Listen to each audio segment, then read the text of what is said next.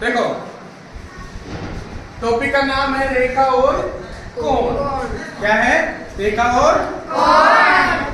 अब देखो रेखा क्या होती है? ऐसी रेखा जिसके दोनों तरफ कोई अंत बिंदु नहीं होता है, जिसका कोई अंत बिंदु नहीं है। देखो ये रेखा थी, इधर भी जा रही है, इधर भी जा रही है। अब देखो रेखा खंड, जैसे ये रेखा थी, रेखा का कोई टुकड़ा निकाला, ये टुकड़ा आ गया।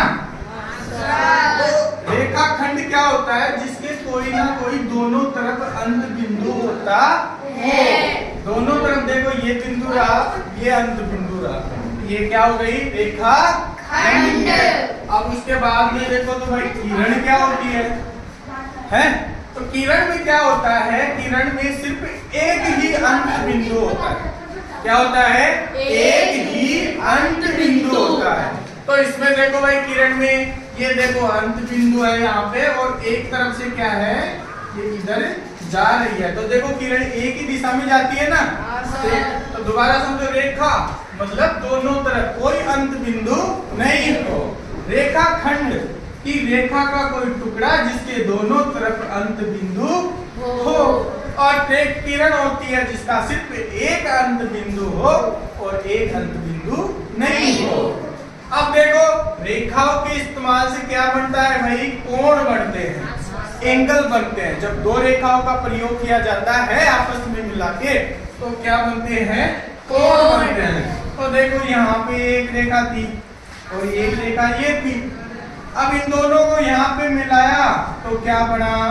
60 डिग्री का कोण, मतलब कोण बना। ठीक है, तो ये देखो कोण बने हुए रहते हैं। जैसे इस एंगल पे मिलेगी तो ये 90 डिग्री का कोण है, इस एंगल पे मिली तो 60 का है, अगर ये एंगल पे मिलेगी तो ये 110 डिग्री का कोण है। अब देखो ये कोण बन गए, ये रेखा है, रेखाखंड किरण हो गई। अब उसके बाद में देखो कोणों के कुछ प्रकार हैं। जैसे पहला प्रकार है पूरक कोण। पूरक कोण कौन से होते हैं? जब दो कोणों का योग, जब दो छोटे छोटे जो भी कोण होते हैं उनका योग 90 डिग्री हो तो वो कौन से कोण कहलाते हैं? पूरक कोण। कौन से कहलाते हैं? पूरक कोण। यहाँ पे देखो दो कोण का योग कितना हो गया? देखो एक 60 डिग्री का कोण बना, तो ये मान लो ये 60 डिग्री का है, और ये हो गया 30 डिग्री का कोण। ठीक है, तो ये दोनों का योग करेंगे, और योग करने पर जब 90 डिग्री आ जावे तो ये दोनों कोण क्या कहलाते हैं? पूरक कोण। इसी प्रकार से दूसरा देखो, ये दूसरा कोण है समपूरक कोण। तो देखो सम और बड़ा करना, ये 90 डिग्री था, ये 180 डिग्री है। जब दो कोणों का योग 180 डिग्री हो, दोनों को जोड़ने पे, तो हम कह सकते हैं ये दोनों कोण 180 डिग्री के बन रहे हैं, तो ये समपूरक कोण होंगे।